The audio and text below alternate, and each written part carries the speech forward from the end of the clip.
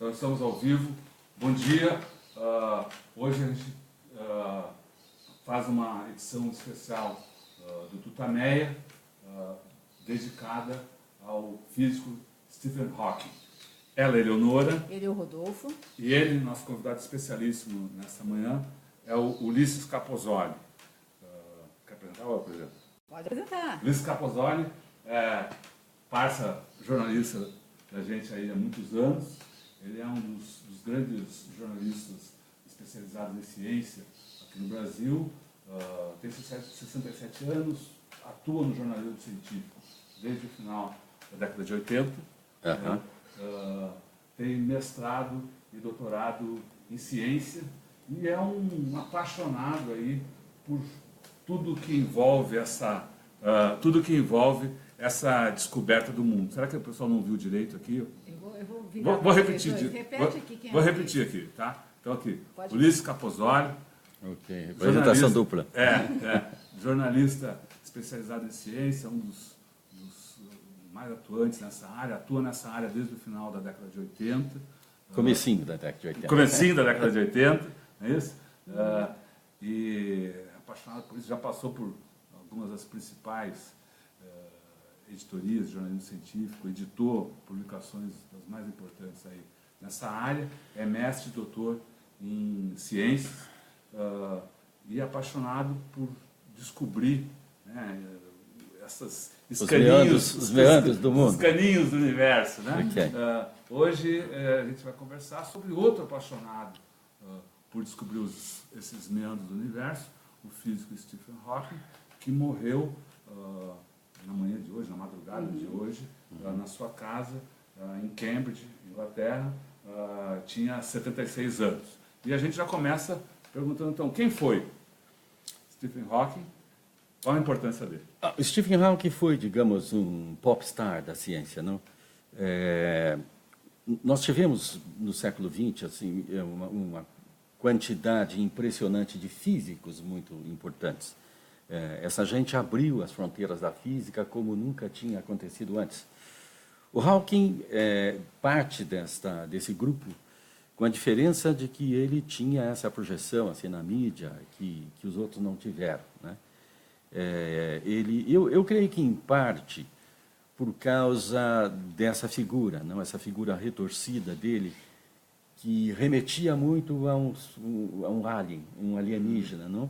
E eu creio que, no imaginário popular, o alienígena detém o conhecimento que nós, os humanos, não temos. Então, ele era uma espécie de um profeta. Não? Eu acho que essa elaboração imaginária do conjunto da população, claro, com a participação da mídia, com o assulamento da mídia, que tem sempre esse interesse, digamos, exótico, não é? Mas o Hawking foi, além de um divulgador de ciência, outros divulgadores, o Carl Sagan, nos anos 90, até morreu nos anos 90, foi talvez um cara até, talvez não, mais importante do que o Hawking. A questão é que o Hawking, ao mesmo tempo que ele fez isso, ele visitou as fronteiras da ciência, né? Ele trabalhou, digamos, tratou de uma coisa que a gente chama de radiação de buraco negro, não? É uma espécie de respiração de buracos negros. Até então, os buracos negros eram tidos assim como, e eles são de fato, sorvedouros cósmicos. Eles absorvem toda a radiação, né? Toda a luz que passa a uma certa distância de um buraco negro, um raio luminoso que passa a uma certa distância da boca, digamos, para usar uma metáfora, de um buraco negro é engolida. E se pensava que nada escaparia de um buraco negro. A chamada radiação Hawking, não é? Mostra, o Hawking demonstrou que os buracos negros emitem energia, ou seja, os buracos negros de alguma forma respiram, algo que não se pensava antes disso. Né? Entre outras inúmeras provocações, articulações, investigações, não? Ele fez isso. Uhum. Ele talvez também tenha capturado a imaginação da humanidade, né, da população, o mote que ele deu para a sua pesquisa, que depois até virou título de filme, que ele queria descobrir como é que tudo começou, qual foi a origem de tudo isso, não é isso? Do universo, né? Na verdade, essa questão a que você se refere, ela é conhecida entre os físicos como o sonho de Einstein. O sonho do Einstein é, digamos, de um jeito muito simplificado, o desejo de se fundir a mecânica quântica, que é, digamos, a manifestação dos alicerces do mundo, daquilo que está na escala atômica, subatômica, não? O átomo, os constituintes do átomo, o próton, o nêutron, o elétron, os constituintes dos prótons e dos nêutrons, que são os quarks, não? E supostamente, pelo menos de acordo com a teoria de cordas, os quarks nascem da vibração de cordas infinitamente pequenas. É como você tocasse numa tecla do piano, não? Um dó, e o dó gera uma partícula que é um quark. Tem alguns tipos de quark, o tempo inteiro eles se transformam uns nos outros, o que pode levar a gente a pensar se o quark é lúdico, uma manifestação música do universo. Isso. Se é uma manifestação lúdica do quark, o quark de alguma forma está se divertindo, se transformando uns nos outros. É como se um gato que se transforma em cachorro, que se transforma em macaco e tudo mais, não? Sem cessar. Ou se digamos, essa transformação do quark é uma necessidade para estabilização do mundo tal como a gente conhece. Então, o Hawking fez essa tentativa, não, de unir essa coisa pequena, não, esse zoológico subatômico ao macro-universo, não? Nesse caso, expresso pela gravidade. A gravidade é a mais fraca das chamadas 4 forças fundamentais, mas é a que organiza o universo, não? As galáxias, como a nossa galáxia a Via Láctea, é um ajuntamento de um vagalume cósmico, não? Que são as estrelas, não? Viajando nesse salão cósmico. Então, a gravidade regula, não? O passo, a dança, não só da nossa galáxia, mas do chamado aglomerado local, um grupo de umas 40 galáxias, depois um superaglomerado. Então, essa tentativa de unificar essas forças aparentemente opostas, não? O macro e o micro, o universo, a gente teria condições de criar uma única equação físico-matemática que descrevesse o universo. Por que isso? Porque o que está por trás disso é a ideia de que, no passado, tudo teve confinado a uma única equação, que todas as forças básicas do universo, a força nuclear forte, que mantém unido o núcleo atômico, a força nuclear fraca, que é responsável pelo decaimento, pela radiação, né? A radioatividade, o eletromagnetismo da eletricidade e tudo mais, e a gravidade, essas 4 forças estiveram confinadas em uma única força.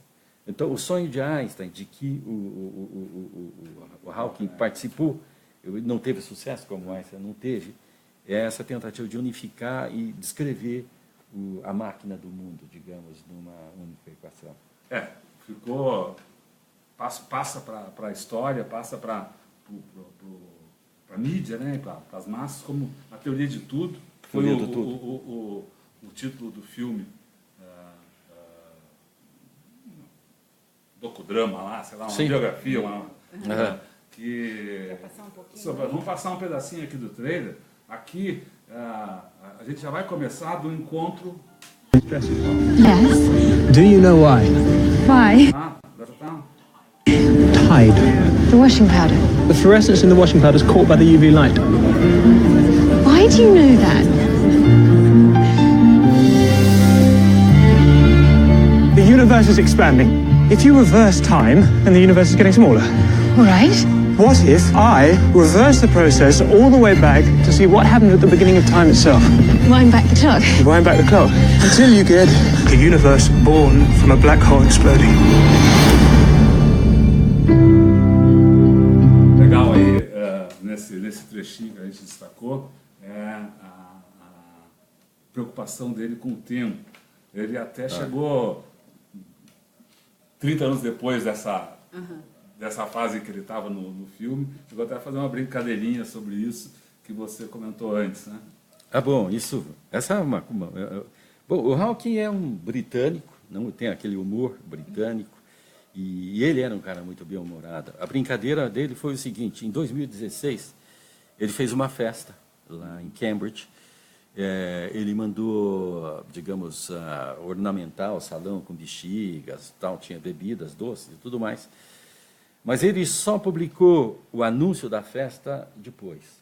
Digamos, a festa era no dia 16, ele publicou o anúncio da festa no dia 18. E as pessoas todas ficaram, bom, esse cara ficou louco, não? Na verdade, esse foi um experimento absolutamente genial. Ele estava fazendo uma pesquisa sobre viagem no tempo. A ideia por trás disso tudo é o seguinte, que um viajante do tempo, o cara que chegasse na festa, era um viajante do tempo. Não? Todos os outros ficaram com as portas do tempo fechadas. Não? E essa única porta aberta para uma pessoa que seria um viajante do tempo.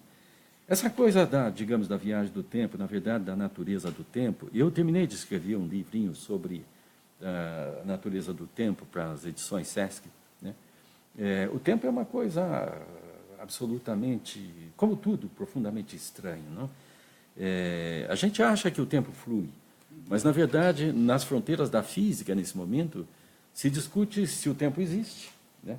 Se o tempo existe. Como assim? Se o tempo existe ou se o tempo não é outra coisa a não ser um recurso da mente humana para organizar as coisas. Não?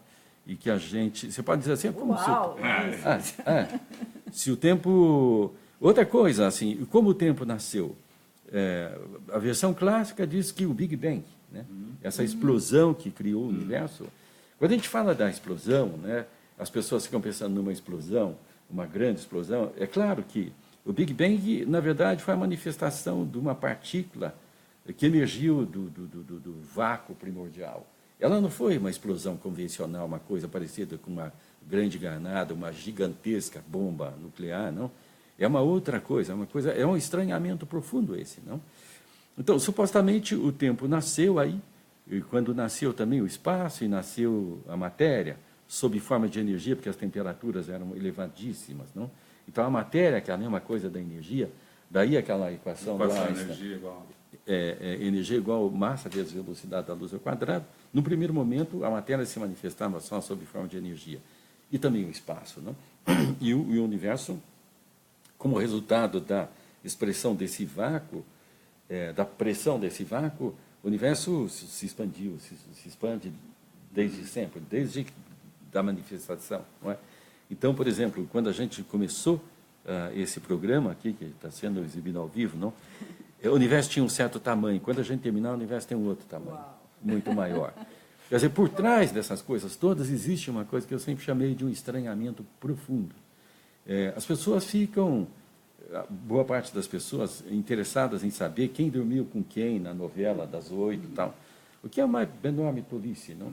A gente perde de vista as coisas do cotidiano que são absolutamente fascinantes. Essa ideia, a ideia, por exemplo, de que nós somos contemporâneos, que nós participamos da mesma fatia do tempo, não? Esse tempo tão enigmático e que pode morrer, nasceu, pode morrer ou não pode, existe mesmo ou não existe.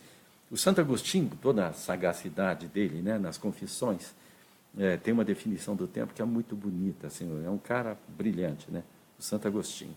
Ele diz o seguinte, se não me perguntarem o que é o tempo, eu sei. Se me perguntarem, eu já não sei. Né? E antes disso, quem tinha feito, digamos, a grande transformação do tempo foi o Einstein. Não? Antes do Einstein, se pensava que o tempo era uma coisa só, ele se manifestava em todo o universo. Então, eu estou aqui, você pegou uma carona com os astronautas e foi para a Lua, e o tempo nosso é o mesmo. Não é. Né?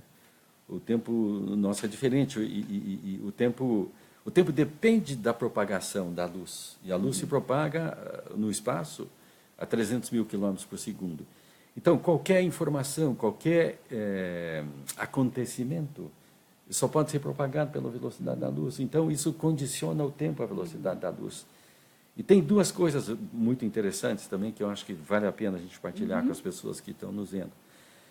Se você mora no primeiro andar, o tempo passa para você com uma velocidade. Se você mora no 30º andar, o tempo passa com outra velocidade. Como assim? Quanto mais alto...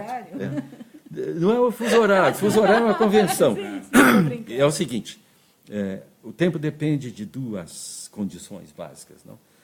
depende da velocidade de um observador, não de um experimentador.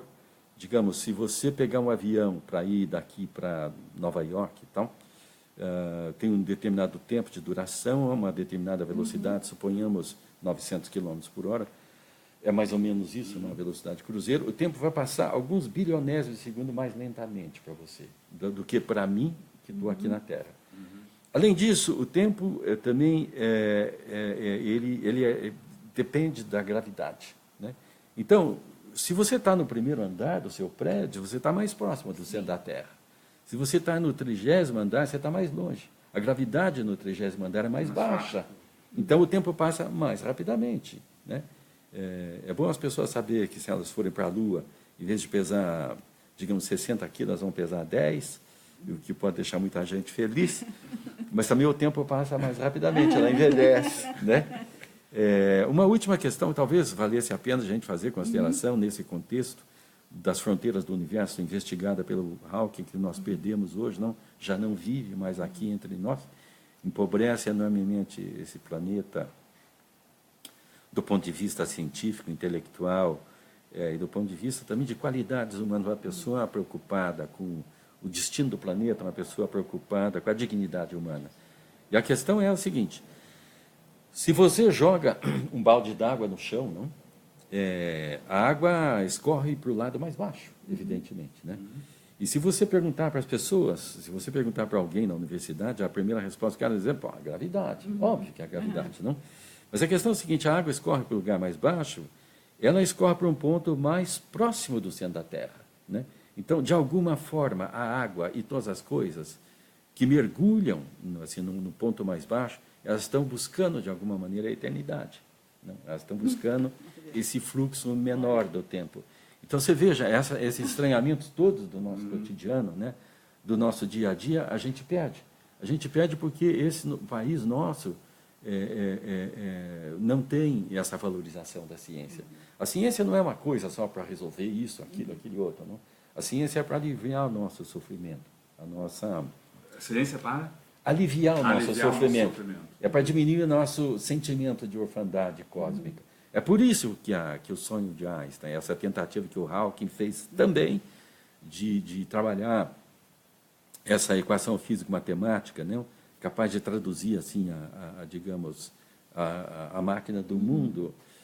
Para nós, isso tem um certo sentido, digamos, a gente está entrando no território do sagrado. Mas a ciência tem é uma discussão difícil a gente fazer. Eu fiz uma postagem no Face outro dia falando sobre isso. E as pessoas não entendem direito, não é? Mas a ciência tem essa dimensão do sagrado da criação. Sim, tem essa discussão toda da física, da ciência, é uma discussão para lá de filosófica. Ah, né? claro, É a filosofia que está no centro, no âmago disso tudo. No coração da matéria, Exato, da coisa, exatamente. do tempo, tudo. Você falou de Santo Agostinho e tal. O Stephen Hawking era um ateu, declaradamente ateu. Né?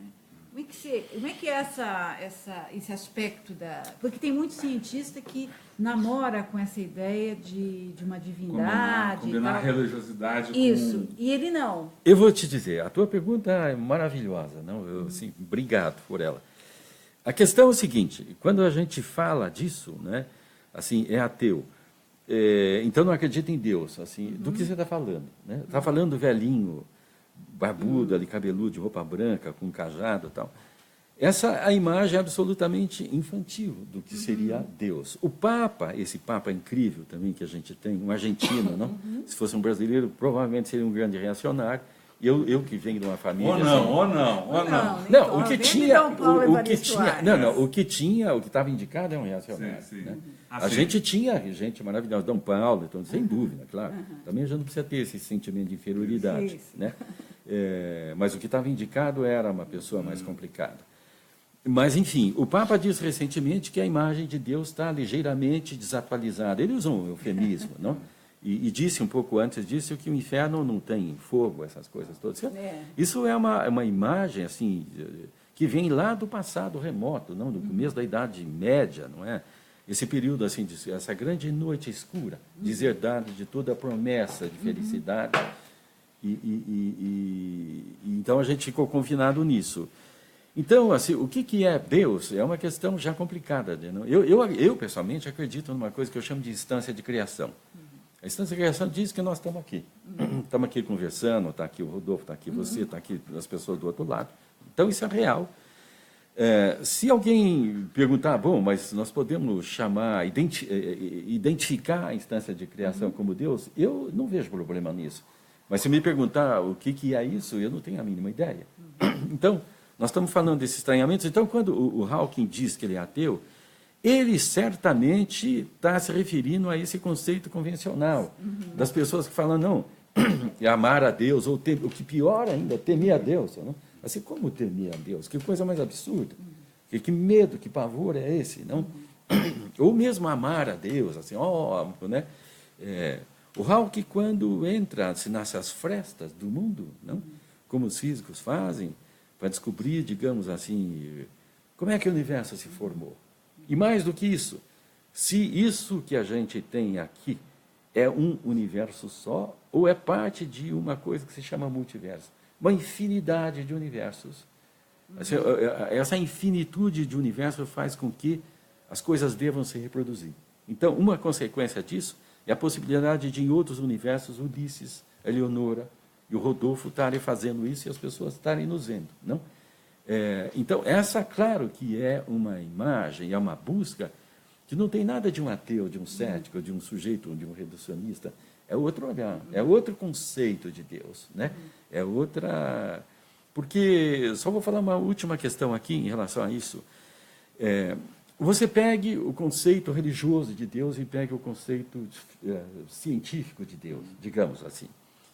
O universo descrito pela ciência, o universo científico, o Big Bang, essa explosão primordial, que deu origem ao universo, ou que fez com que o universo renascesse, que é uma possibilidade hoje. Não? Num primeiro momento, a ideia é que o universo nasceu de uma grande explosão. Num segundo momento, esse Big Bang é interpretado como o renascimento do universo. O universo seria eterno. Ele expandiria e encolheria, então ele é um coração cósmico. Não? Se você pegar o Gênesis bíblico, está lá dito que Deus descansou no sétimo dia, criou, fez isso, aquilo, no sétimo dia descansou. Então, nós temos aí, do ponto de vista religioso, uma ideia de Deus extremamente limitado, cansado, e que teve que repousar.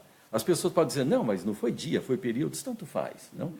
E falam, não, mas isso é uma alegoria. Eu sei que é uma alegoria, não estou falando exatamente de uma alegoria, mas veja que nessa alegoria você tem um conceito de Deus limitado, cansado, ou que cansa. Se você pegar a abordagem da ciência, e levando em conta a criação, a possibilidade de você chamar isso de Deus, não? E que não é o velhinho, não é nada disso, e nem é uma forma humana. A forma humana que a gente atribui é só uma forma de tornar mais familiar o grande desconhecido. Mas se você fizer isso, suponha que você fosse um observador, e você tivesse uma máquina, uma câmera fotográfica, e você, no tempo 1, você fizesse uma foto, no tempo 2, uma foto, e desde que o universo nasceu, você estivesse fotografando, você nunca ia ter 2 fotogramas iguais, porque num certo momento formou isso, formou aquilo, passou uma partícula e tal. Então, o que acontece é o seguinte, o universo da ciência é um universo absolutamente original o tempo todo. Não? É claro que uma suposta divindade, alguma coisa que a gente possa chamar de Deus, que criou esse universo da ciência, é muito mais poderoso, é muito mais promissor, é muito mais rico, é muito mais fascinante. Mais fácil também, né? Não sei se é mais fácil. Não. É mais fácil para explicar. No imaginário. Quer dizer, cria, tem lá essa figura... sim, claro. É mais claro. fácil de compreender. Claro, concordo com vocês. Essa versão convencional religiosa é uma versão simplificada. Simplificada assim, para que as pessoas aceitem. Que é uma tentativa de colocar no cotidiano das pessoas isso. Não? E isso acaba se transformando numa camisa de força, que as pessoas não rompem com o cotidiano. Como se os dias fossem os mesmos, como se as coisas fossem... As coisas são todas originais. Não? Os átomos dos nossos corpos mudam todos não? Ao longo de um certo período. Você continua sendo a Eleonora, mas os átomos do seu corpo foram todos mudados. Então, o É tempo sensacional inteiro. isso, né? O tempo todo a gente está mudando. Os poetas trabalham isso. Né? O Exatamente. rio, você nunca encontra o mesmo rio lá. Você nunca Então, pode tomar banho no mesmo rio. Como ele chama eu esqueci o nome dele. Você não sobe a mesma montanha duas vezes. Exatamente. E você nem atravessa o mesmo rio duas vezes, não? E as pessoas perguntam, mas o que é uns grãos de areia a mais ou a menos, um grão de sal e tudo mais, não? Vai vendo. Vai vendo, não é? As coisas são assim. Então, e o nosso amigo, o Hawking, que a gente perdeu hoje, essa grande perda intelectual, não? As pessoas não achem que elas não têm nada a ver com isso, não? Todo mundo perde. Todos nós perdemos um olhar muito refinado, não na tradução dessas coisas do mundo, da máquina do mundo. E o Hawking permeou tudo isso, né? Além disso, o Hawking, além de todo esse mundo interior que ele vivia, mundo exterior, sei lá, ele estava muito presente nas disputas do planeta, ele era atuante socialmente, desde a juventude. A gente tem uma foto dele aqui, Vou pôr aqui. dos anos da Aqui. Guerra do Vietnã, ele aqui, de muletas já, né, de bengala, participando de uma manifestação pacifista, uma manifestação contra a Guerra do Vietnã. Você podia comentar um pouco essa atuação política ou essa faceta de humanista dele, né? Olha, Rodolfo, os grandes cientistas, assim, os intelectuais de porte, eles sempre atravessaram campos delimitados, não? Uma coisa é a gente conceber uma pessoa pontualmente. Isso daqui é um físico, cuida de física. Outra coisa é a gente ter uma teoria de campo. Esse ponto aqui define um campo, e esse campo é extremamente amplo. Não? Quando alguém mergulha assim num túnel, disposto a fazer uma coisa tão fascinante como essa, assim, investigar a máquina do mundo, ele tem responsabilidades sociais, porque nós somos parte da máquina do mundo. As pessoas pensam normalmente, frequentemente, por falta de oportunidade de conhecer ciência, por falta de museus, por falta de acesso à universidade, por falta de divulgação científica, né? Mas as pessoas acham que o universo é uma coisa lá fora, né? Curiosamente, se você fizer uma pesquisa no ponto do ônibus, as pessoas vão dizer que o universo está além da Lua. Porque a Lua está aqui, não? Muito próxima. Tal. Curiosamente, essa é a divisão aristotélica, né? Aristóteles fez essa visão, essa divisão no passado. Quer dizer, além da esfera da Lua, reina a perfeição do mundo, né? Aquém da esfera, abaixo da esfera da Lua, a nós, é a imperfeição, né? Na verdade, nós, humanos, e tudo que existe, as girafas, os orangotangos que estão ameaçados, os belíssimos cavalos, tigres e tudo mais, as borboletas e os pássaros todos, não? Nós somos parte do universo. Nós somos parte do universo tal qual um cometa, uma estrela, uma galáxia. Nós humanos, nós somos a parte do universo que reflete sobre o próprio universo. Nós somos, de alguma maneira, o universo no espelho. Não é? A nossa inteligência do ponto de vista da constatação, nós somos uma inteligência mínima que a gente pode supor que o universo tem. Quer dizer, a partir de nós, o universo é muito mais vasto, muito mais inteligente. Então, nós não estamos no universo. Nós somos o universo. Então, alguém que investigue assim, as profundezas do universo, fatalmente vai passar por nós. Não? E vai passar pelas nossas relações sociais.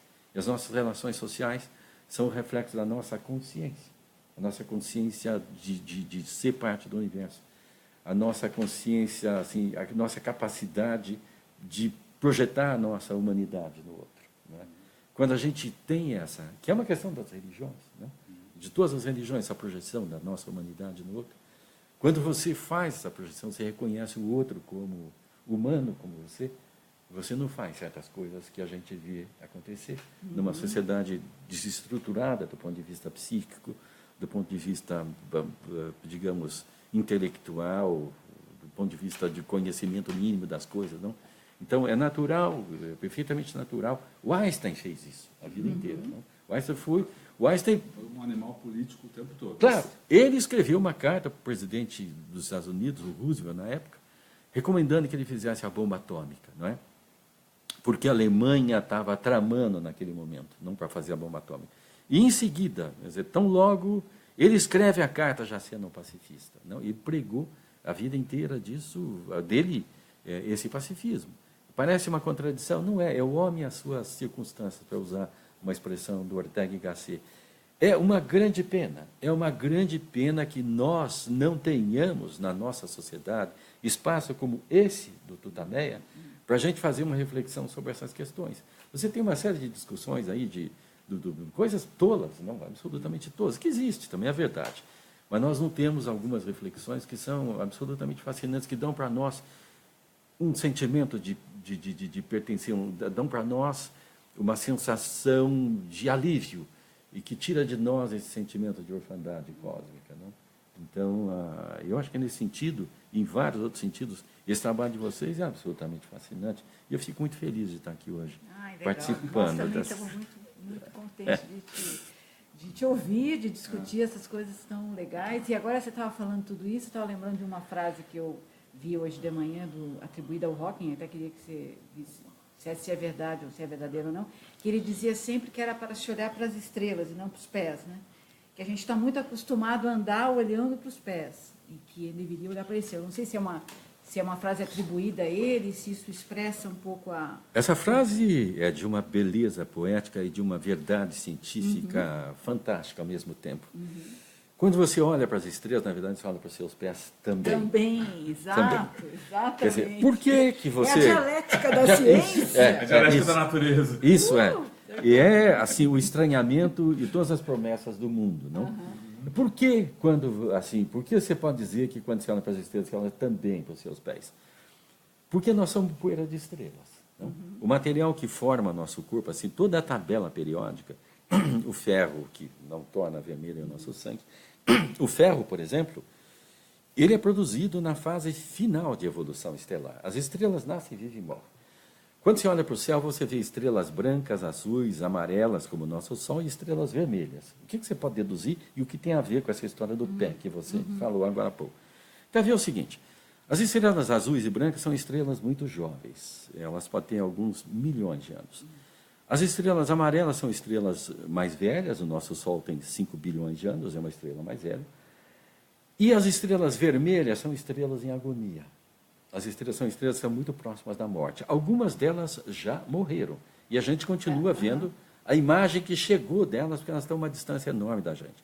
Então, quando a gente diz, por exemplo, que uma estrela está a 400 anos-luz de nós, significa que a luz que saiu de lá há 400 anos chegou aqui agora. Bom, então as estrelas vermelhas que estão em agonia, que a gente enxerga que pode estar morrendo, tem um momento que elas começam a fundir ferro no coração delas. A nucleossíntese do ferro consome uma quantidade brutal de energia. A estrela perde a capacidade de romper o equilíbrio, de manter o equilíbrio de duas forças, a força da coesão dela, da gravidade, e a pressão de radiação que mantém, é como se fosse uma panela de pressão, não? Mantém ela, digamos, estável. Então, quando ela perde essa força de radiação, por causa de consumir toda a energia na produção do ferro, as camadas externas dela, ela desaba em direção ao centro. Não? E quando ela desaba em direção ao centro, a estrela explode, e ela chega, nesse momento, uma supernova, a brilhar mais que uma galáxia inteira. Então, ela produz aí o ouro, o urânio, não? Que é a matéria mais pesada. O ouro é várias vezes, 4 vezes mais pesado que o ferro. Por isso que ele é raro, ele está lá embaixo, no interior da Terra. O urânio também, não mais pesado, vai para o fundo. É a questão da gravidade que a gente conversava agora há pouco. De alguma forma, o ouro e o urânio também estão procurando a eternidade. Não? Mas, quando a estrela explode, ela libera todo esse material, ela fertiliza o espaço. Essa nuvem é rompida depois com uma tesoura de outras explosões, de outras supernovas. Esses mundos, essa nuvem se colapsa. O Sol, a história do Sistema Solar é essa. É uma nuvem liberada por um conjunto, uma estrela gigantesca que explodiu e que deu origem a filhotes, uma ninhada de estrelas. Os irmãos do Sol estão por aí, viajando pela galáxia. Não? Isso é lindíssimo. Não? Então, o que acontece? Os nossos corpos são formados por esse material cozido no interior das estrelas. Então, quando a gente olha para uma estrela, a gente está olhando para o material que forma o nosso corpo. Não? As nossas as ligações elétricas assim das nossas células nervosas, não? Tudo isso está intimamente associado às estrelas. Não? Então, essa nossa conexão profunda com o cosmos, né? Essa nossa conexão profunda com o universo, você quer uma coisa que traga um sentido de religiosidade, de transcendência mais profundo que esse? Não? Então, voltando à questão que a gente conversou rapidamente, assim, do ateísmo do Hawking ou de outros cientistas, o Einstein era uma pessoa mais religiosa. Né? O Einstein tinha toda a religiosidade dele. Não é essa coisa que o padre, não, que os pastores berram ali naquelas igrejas ali, que é um caça-níquel. É uma outra coisa, é uma coisa muito mais profunda, muito mais bonita. Então, quando você olha para as estrelas, você olha para os seus pés também. Agora, quando você olha só para o seu pé, aí fica difícil. O Hawking também captura a emoção de todos nós por causa da luta dele contra a doença. Né? Ele teve assim, uma doença degenerativa. Uma doença degenerativa. Lou Gehrig. Diagnosticada, eu acho que quando ele tinha um pouco mais de 20 anos, 21 anos. 21 anos, 21 anos. A expectativa de vida, o prognóstico que foi dado a ele foi de 2 anos. Ele falou, chupa o prognóstico. E a gente tem algumas fotos aqui para mostrar um pouco da trajetória do Stephen Hawking. Vou botando aqui, tá? Falando. Só mostrar rapidamente aqui, e daí depois falar um pouco da doença dele. Aqui, são fotos publicadas hoje pelo Independent. Tá? Mostra que ele já mais... aqui o casamento. Ele foi fazer essas várias aventuras aí, mostrando, né, foi o espírito aventureiro dele. Né, aventureiro, aqui com o Bill Gates. Tem essas imagens mais dramáticas. Aqui porque eu... Enfim, aqui fazendo palestras, né?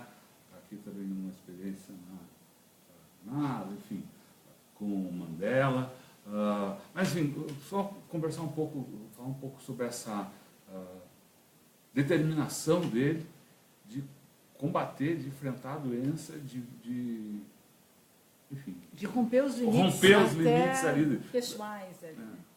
Eu acho que essa questão remete a uma situação absolutamente fascinante. Não, mais uma, não, tudo é. A vida talvez tenha 2 lados. A vida é o horror de existir. Né? Você está vivo, você não tem como negar. Não adianta você dar um tiro na cabeça, não vai resolver o problema. Não? E a vida tem o outro lado, que é a absoluta maravilha de existir. Né? Eu tenho a impressão que o que cabe a nós, e o Hawking fez isso com uma maestria, então, nesse sentido, ele é um exemplo para ser entendido nesse contexto humano, que é assim, o equilíbrio, a determinação, a impecabilidade, eu poderia dizer, de equilibrar essas duas forças, não? De andar, digamos, no fio da navalha, andar na corda bamba e criar, produzir. Não? O que a gente, na vida, as pessoas falam que, na vida cotidiana, mas eu tenho muito problema, eu tenho problema. Eu acho que, rigorosamente, a gente não tem problemas, a gente tem desafios. E alguns desafios, parece que a gente não vai vencer. Não? E de repente, você dorme, no dia seguinte, você acorda e fala, não, esse negócio eu resolvo, e você resolve. Então, cada um de nós tem uma história de vida. Né? É claro que o estágio civilizatório em que a gente vive é um complicador dessa situação. Nós vivemos de um estágio nós estamos num processo de humanização. Né? Nós não atingimos um estágio de evolução humana que a gente tenha esse reconhecimento do outro, como a gente falou agora há pouco, do ponto de vista de uma criatura igual a você. Não, é você no espelho, é você, ele tem a sua mesma humanidade, portanto, ele precisa ser beneficiado com as mesmas condições. Então, é claro que, nesse estágio de vida que nós estamos, claro, isso varia também, especialmente no Brasil, nós passamos por uma crise de valores assim, profunda nesse momento, não? Resultado de toda uma mentalidade senhorial, de uma sociedade patriarcal, tal, que complica muito isso. Mas é necessário que a gente faça uma leitura mais clara, que a gente busque essa determinação que o Hawking nos ensinou, não é? Apesar de uma doença horrorosa que é essa, não? Que você vai se degenerando, não? O teu corpo vai encolhendo, literalmente, você vai ficando deformado, e você perde a voz, o seu coração pulsa, e você se comunica muito precariamente com o olhar, você move um equipamento ali, não? E você consegue... E ele conseguiu não só a comunicação, mas ele conseguiu continuar fazendo a investigação, continuar fazendo a pesquisa. Isso é uma coisa, é um ato de enorme bravura, não? Isso é um ato de uma resistência, de um amor à vida que todos nós devemos descobrir. A vida é uma coisa impressionante, não? Então nós não podemos abrir mão dela, não é? E acho que ele fez isso. É outro exemplo também que a gente devia se mirar nesse espelho, não é? Bom, a gente teria um monte de coisa, não sei se... Não vou encerrar, não. Tá? Queria falar um pouco esse exemplo, foi um exemplo desse exemplo... Eu posso fazer uma colocaçãozinha aqui, acrescentar nisso que a gente está falando? Olha, o Hawking, ele trabalhou enfim, investigou aí a mecânica quântica, a relatividade, nesse esforço de escrever essa equação físico-matemática, não, aí a teoria final. Mas ele teve também olhos para questões que muitos cientistas sérios olham assim, com preconceito, desconhecimento, na verdade, falta de formação intelectual mais promissora, não? Que é a questão dos alienígenas. Né? Como é que é isso? Olha, a gente falou agora há pouco da evolução das estrelas e da morte das estrelas, fertilizando o espaço para que a vida, novos mundos sejam criados. Não? E o sistema solar, a Terra, nasceu, não? Dessa estrela que morreu há bilhões de anos atrás, quando a nossa galáxia era ainda muito jovem. Vamos usar uma expressão aqui mais coloquial, esse sacrifício das estrelas, assim, para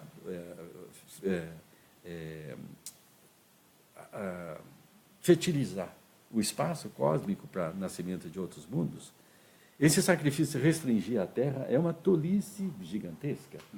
É o último elo do geocentrismo, né? Aquela ideia de que a Terra era o lugar privilegiado do universo. O destronamento feito pelo Copérnico, em 1543. Nós temos as variações do geocentrismo que ainda resistem. Essas coisas têm mudado mais recentemente. E elas mudaram em função da descoberta de outros sistemas planetários. O primeiro planeta fora do sistema solar, os exoplanetas, foi identificado em 1992. E ele foi identificado junto a um pulsar. Eu vou contar para vocês rapidamente do que se trata. Imagine você uma casa de vidro ao lado de um prédio que foi explodido, demolido por explosão. Não? Uma casa de vidro não sobrevive, não, a essa explosão. Não é?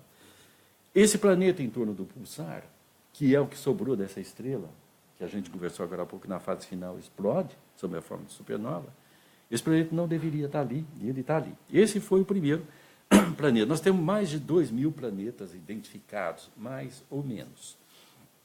Então, se existem tantos planetas, quanto sugerem as constatações que a gente já fez, imaginar que a vida seja um processo que ocorra na Terra é de um provincianismo maior do que da Carmen Lúcia, presidente do STF. Pô, olha que você pegou uma comparação difícil, hein? Porque a Carmen Lúcia, assim, eu acho que a metáfora é bem interessante, porque ela é uma senhora extremamente provinciana.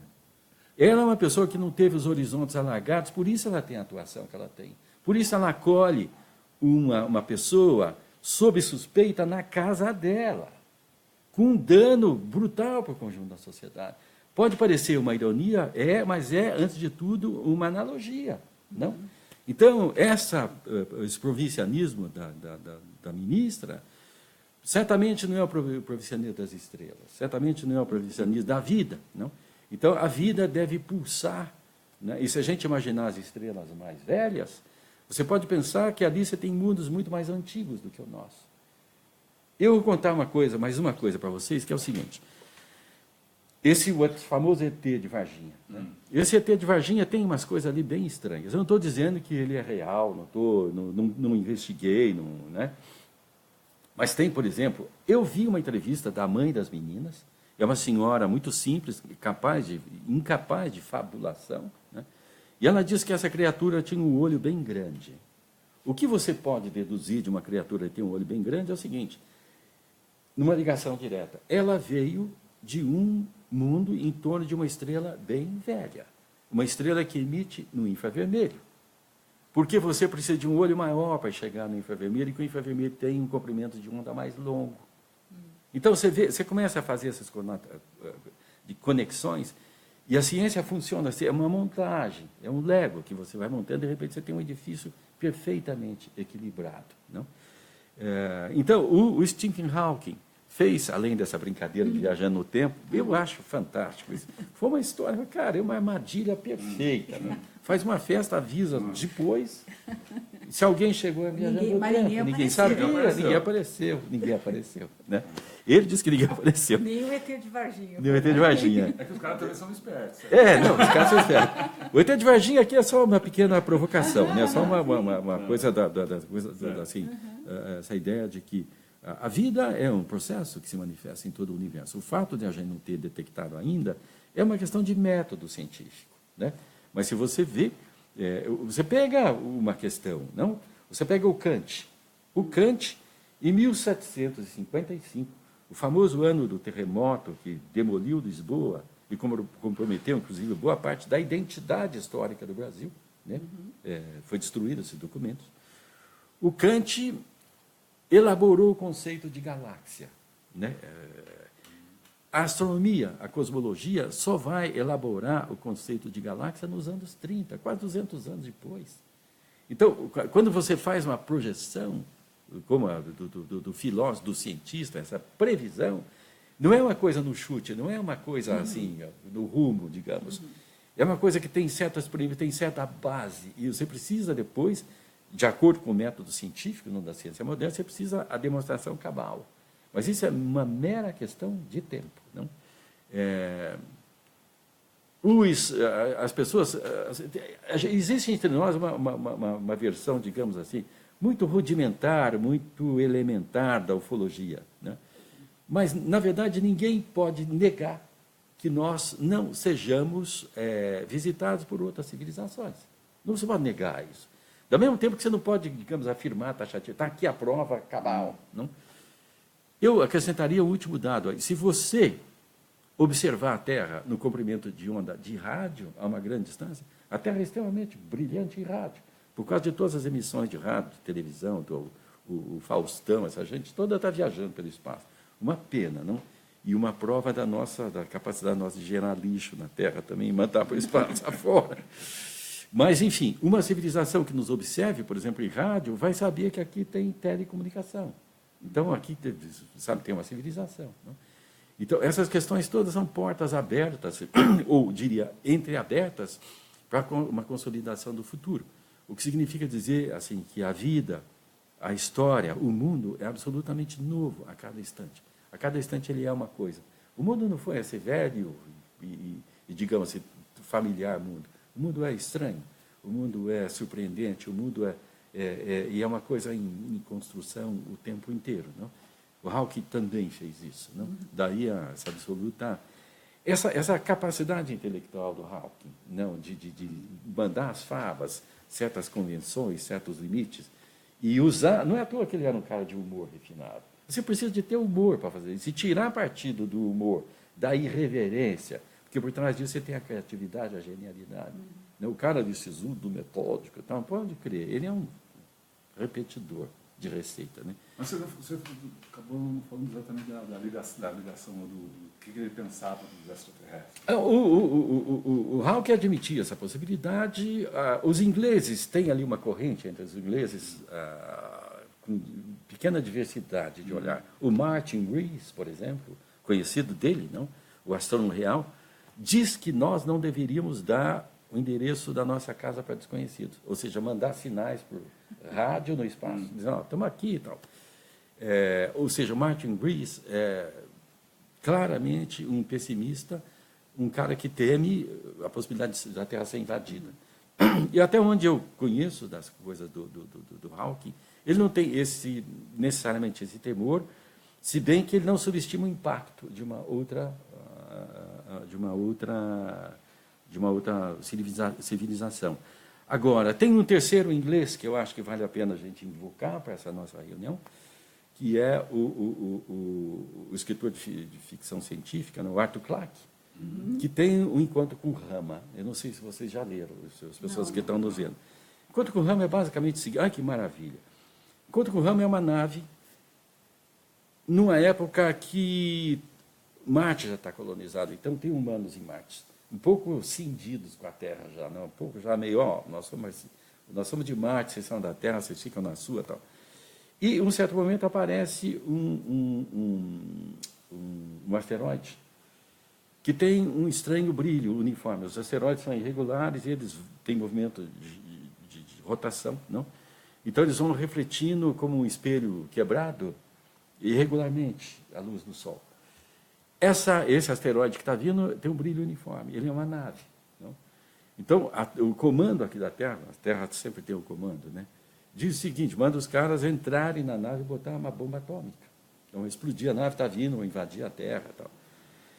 E aí sai uma missão daqui mesmo para desativar essa bomba. Né? Eles entram dentro dessa nave, que é uma nave gigantesca, não é? Voando numa libélula, uma nave muito pequenininha, né? E é uma coisa linda. E ele vê, ele não enxerga ninguém vivo ali, mas vê o oceano que estava congelado, descongelando, tal. Resumo da história. Essa nave, Rama, está passando perto do Sol para se abastecer de energia. Ela está pouco se lixando para nós, entendeu? Essa ideia de que a gente possa ser até escravo é uma ideia de supervalorização nossa. Eu encontro com o Arthur Clarke mostra que não tem importância nenhuma. Não? O fato de a gente não ter importância nenhuma para outras civilizações não significa que elas não existam, não que esse é um assunto que não é científico. Né? Aliás, eu vou dizer, eu acho que uma das últimas coisas, eu tenho um amigo querido, né, que não está mais aqui, entre nós também, gaúcho, como vocês, o Eduardo Barcelos. O Eduardo é a pessoa responsável pela introdução no Brasil científica do conceito de exobiologia. Antes do Eduardo, meu amicíssimo, tinha um guarda-roupa em casa que ele deixava as roupas e tal. Vocês viram o Eduardo por aqui, né? O Eduardo morreu num acidente em Brasília, ele trabalhava na agência espacial. Ele morreu num acidente de automóvel em Brasília, no mesmo momento que aconteceu aquele acidente lá em Natal, que morreu um monte de gente da agência espacial. Naquele momento, o Eduardo morreu em Brasília. Né? Ele tinha acabado de voltar de Porto Alegre. Então, Eduardo foi a pessoa responsável por tornar científico a exobiologia, o estudo de vida fora da Terra, que não tem a ver com ufologia, necessariamente. Não são coisas... A ufologia é muito particular e mais simplória. Né? Então, você vê essa abertura mental que os ingleses têm, não é? E que o Hawking representa assim, com toda a luminosidade, não é? De enxergar as coisas como um conjunto, assim, as coisas intimamente associadas, que é o que as coisas são. Aqui nós temos, aliás, tem uma expressão que fala uma coisa, outra coisa é outra coisa. Conversa mole. Não é? Uma coisa influencia a outra coisa, e que influencia a outra coisa, tudo está ligado, uma coisa depende da outra. Não é? E as coisas são assim. Né? Acho que é assim. Eu ia perguntar uma coisa aí. Eu ia perguntar da obra, né? Que foi o... Mostra os livros ali para lá em cima. Aqui. A Breve História do Tempo. A Breve História do Tempo, que foi um dos best-seller, divulgação científica mais importantes do mundo da história recente. Não? Tá. E o outro 10 milhões de exemplares, Olha, anos e anos no mais vendido, enfim. Na verdade, aqui tem, digamos, eu preciso dizer isso, tem um pequeno truque. Né? O pequeno truque é o seguinte, Isso aqui tem os produtores, os editores, tá? Isso aqui é um trabalho sofisticado em conjunto, né? Não é uma coisa assim do Hawking. Claro que ele está presente aqui, né? Mas que teve todo um tratamento e que tornou essa obra o que ela é. Por quê?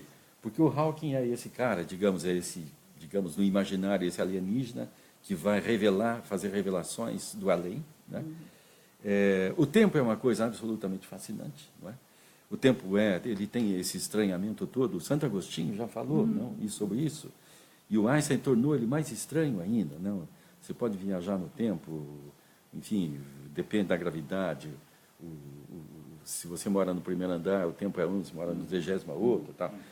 Então, eu acho, de certa forma, natural que essa obra, combinando essas condições todas, ela tenha tido a performance que teve.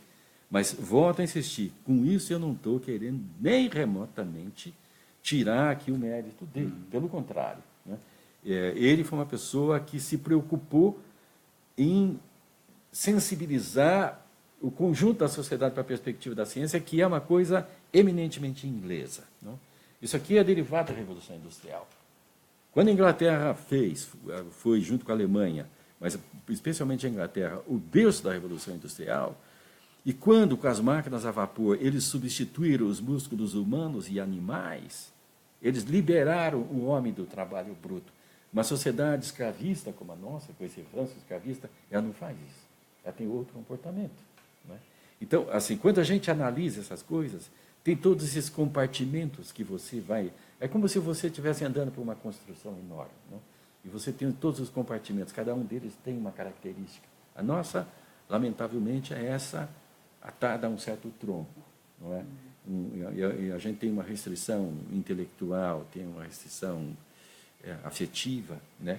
Mas a gente também é fruto dessa revolução industrial, quer dizer, porque eles têm tiveram essas condições de voar, digamos, porque a gente estava aqui carregando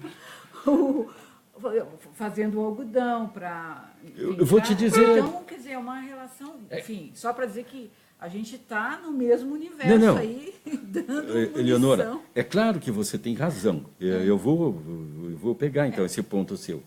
Duas coisas. Primeiro, que isso demonstra isso que a gente acabou de falar, que as coisas todas estão interligadas, não? E eu, como mineiro que sou, não é? E Minas Gerais, o ouro de Minas Gerais, majoritariamente financiou a Revolução Industrial. Sim. Então, isso aconteceu lá, porque nós estávamos Exatamente, aqui. Exatamente. Dando ouro, dando algodão, mas fundamentalmente dando ouro, não? O açúcar, nessa altura do campeonato, o Brasil já tinha perdido espaço. Tinha perdido a hegemonia, porque os holandeses chegaram aí, que já conheciam a tecnologia, fizeram um sistema mais desenvolvido, e nós continuávamos naquele sistema arcaico, não?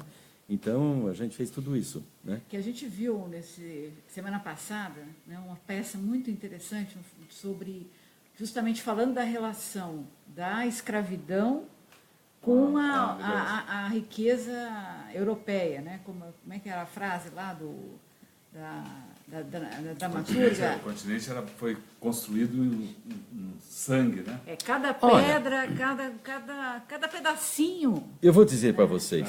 Nós estamos lá. Mas eu acho que... Mas, enfim, a gente desviou do Hawking. Não, mas eu acho que aí... Não, mas eu acho que nós estamos nas pegadas do Hawking. Porque nós estamos falando da Inglaterra, e ele é uma expressão da Inglaterra, né? Eu acho que a gente tem que ter uma certa suspeição por uma pregação, às vezes, que é meio panfletária, e que é o seguinte, até um certo ponto. Até um certo ponto, que num segundo momento, a Inglaterra precisava vender máquinas para o Brasil. Isso. Então, ela sim surgiu contra a escravidão. Ela fez o que fez. É um jogo de interesse, evidentemente. Mas aí nós temos uma certa evolução, não? As máquinas substituindo músculos humanos e animais. E a nossa determinação de permanecer aqui estanquizados, não? Bom, uma grande pena que a gente tenha perdido a companhia do Hawking e ficamos um pouco mais órfãos, intelectualmente e cientificamente, não? Muito obrigado pelo convite afetivo, generoso de vocês aqui para falar, que eu acabo falando muito, fico entusiasmado. Isso. Agradecendo, a gente conversou aqui então com o jornalista Ulisses Capozoli, mestre, doutor em ciência, sobre o legado, né, a vida e o legado desse grande cientista, Stephen Hawking, que morreu hoje na Inglaterra aos 76 anos. Todo esse material aqui vai estar disponível no site tutameia.jor.br e a gente dá um tchau agora. Tá bom.